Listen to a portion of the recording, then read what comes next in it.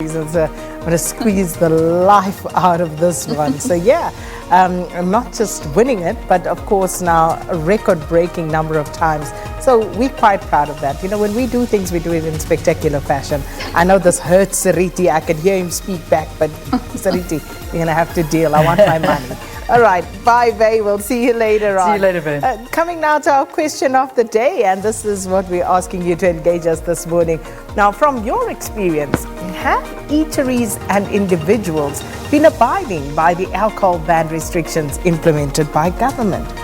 And I was telling Leanne earlier, I was at the bakery and this car park next to me, there was this guy. And yeah, he was having his drink there. And I think in my mind, I was just thinking, he probably doesn't want to go home and share this with it. Guaranteed.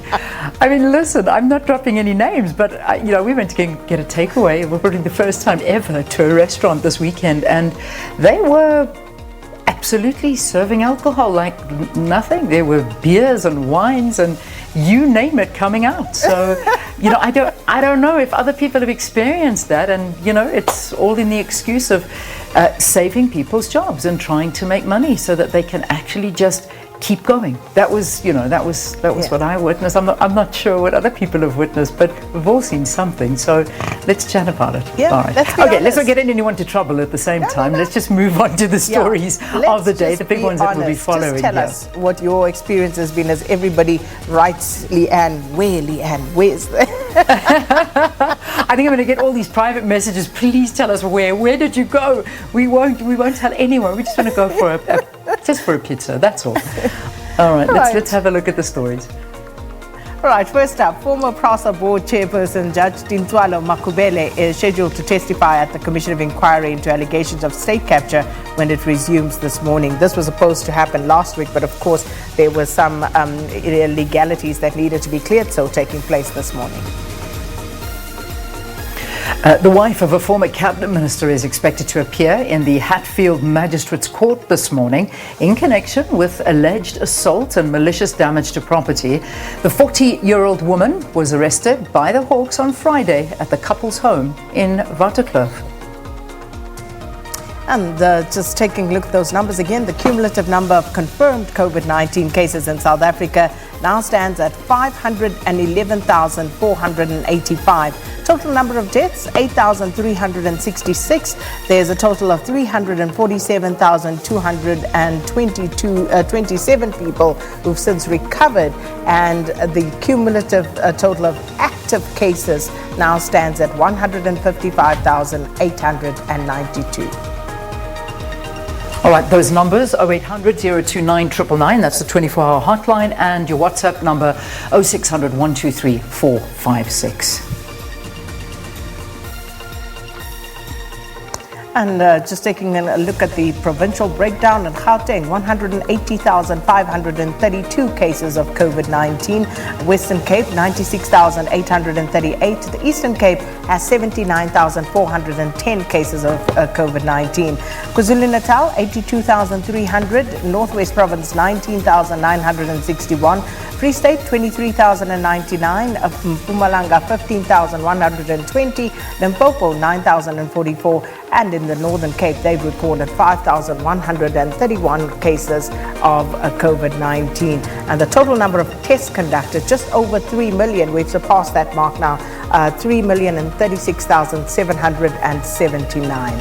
And then look at all those other numbers that we've already captured. All right, let's move to the next slide now. And this is taking a look at the past 7 days, so recoveries, deaths, and new cases. I'll just look at, you can have a look really at a sort of glance at that and see again how our recoveries are doing really well. Over the last week, from last Monday, 274,000 recoveries were reported, and now we're sitting at 347,227. So we're saying that we have a very high recovery rate here in South Africa. So that is so promising.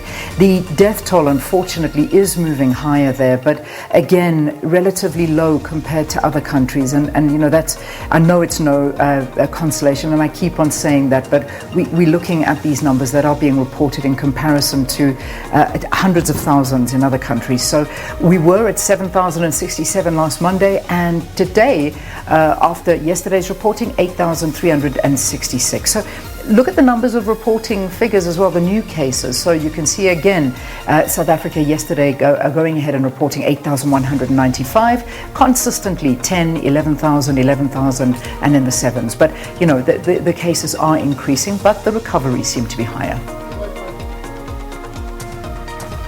Quickly global, 18 million cases is where we're at right now in the world.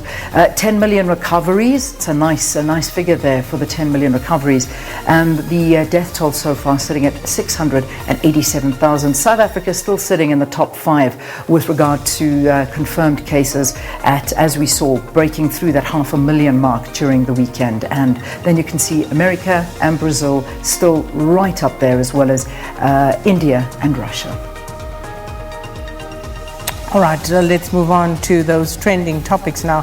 First up, hashtag Zimbabwean Lives Matter. So we know there was that protest last week, and people coming out and saying, talking about the treatment meted out to Zimbabweans in general. This one from Zakes Mantwini, for example, saying, with so much against us already as Black Africans, all we got is each other. Let's not be against one another. Hashtag Zimbabwean Lives Matter. And Randy saying, Africa for Africans. Kiamoketswe, I'm South African, and right now Zimbabwe's pain is my pain. Such evil cannot be ignored. So basically, you know, people just coming together and rallying around Zimbabweans and what is currently taking place in that country at the moment, Leanne. Yeah, and of course Mugabe related to that as well. I think it's a very sad story that's happening at our neighboring country, Zimbabwe, and a lot of focus taking there, and rightfully so, as to what's been happening. Alcohol ban is the last one. Before we quickly jump into the news headlines, it's already 6:30 here on the program. So alcohol ban, I mean, we're talking about it. It's always a talking point in South Africa. I see it's sitting right at the top of the of our trends list. It is always there in a way. I think people, you know, still talking to the fact that alcohol ban, we're only country basically in the world right now that has this alcohol and tobacco ban. But a lot of people also talking to the fact that no, people are not. You know, there are a lot of people in restaurants and establishments that are serving it, and they're saying, you know what, we are doing this to save jobs, and you know, if we're going to get into trouble, so be it. But that's some of the sentiments that's being shared on Twitter. All right, it is 6:30 here on the program. Very interesting. Also, people talking about how all of this is turning law-abiding South Africans into criminals, essentially. So lots to talk about. Hopefully we'll create a space somewhere to talk about that. All right, as we say, 6:30, let's get those news headlines.